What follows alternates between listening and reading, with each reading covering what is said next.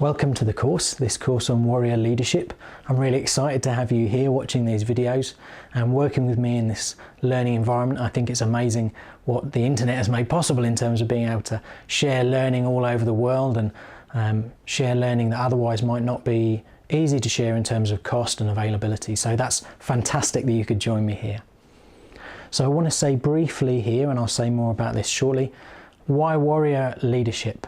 Why those two words? Well, the warrior is important to me, and why it's important in this course is not the obvious outward expression of the warrior necessarily. It's about the warrior as an archetype, the warrior as a way of being in the world, the warrior as a quality of presence. I'll say more about that shortly, but that gives you a very brief sense of that. And then the second piece, leadership. Often people think of leadership as only being necessary or appropriate or relevant even for people who are in management positions or working in companies or managing teams of people or running organisations.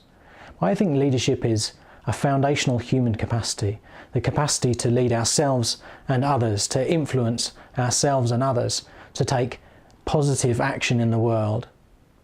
I would say that's leadership, and I think that's relevant for all of us, no matter who you are, whether you're just leading yourself in any given moment, influencing and motivating yourself, or whether you're leading a group of friends or you're a parent in a family. We're all leading in some subtle way in so much of our lives that I think it's really relevant for us to have an understanding of leadership in all that we do.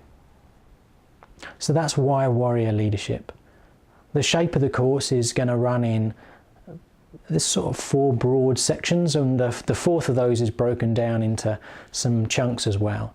So the first section is looking at respect. Respect as a principle, as a way of being.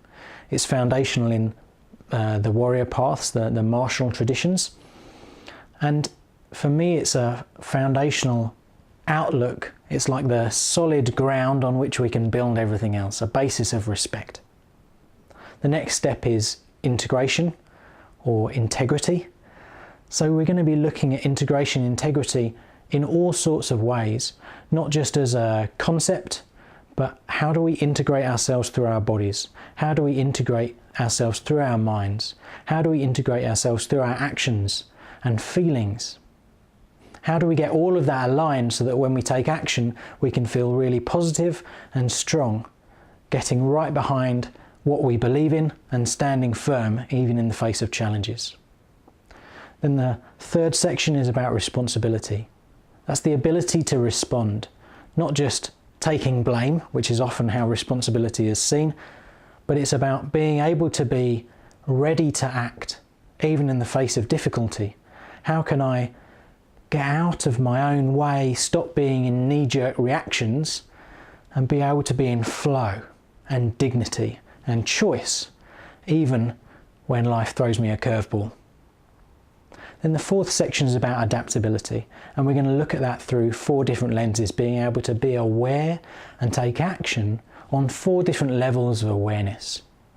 One is about power, which is the intrapersonal, the inside my relationship with myself, and mostly relates to leadership. The second layer is about posture and embodiment. How do I stand in the world? How do I create myself moment to moment through my body in a way that reinforces and supports what I want to do? Then that third layer in this section is about relationships. How do I build conscious relationships with the people I'm around? How can I act with compassion as much of the time as possible when I'm relating to others?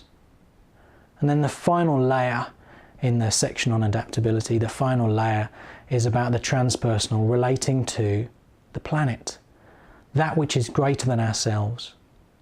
How can we bring compassion to our relationship with that which is greater than ourselves as well as each other? How can we really see the biggest picture? How can we expand our circle of concern to include not just those I love immediately around me, but those I don't even know as human beings, and beyond even that into the planet, and with a sense of sustainability and regeneration in terms of how we care for our environment. So hopefully that gives you a good snapshot of what's coming up. and you'll see introductions and a written handout for each of the sections included here.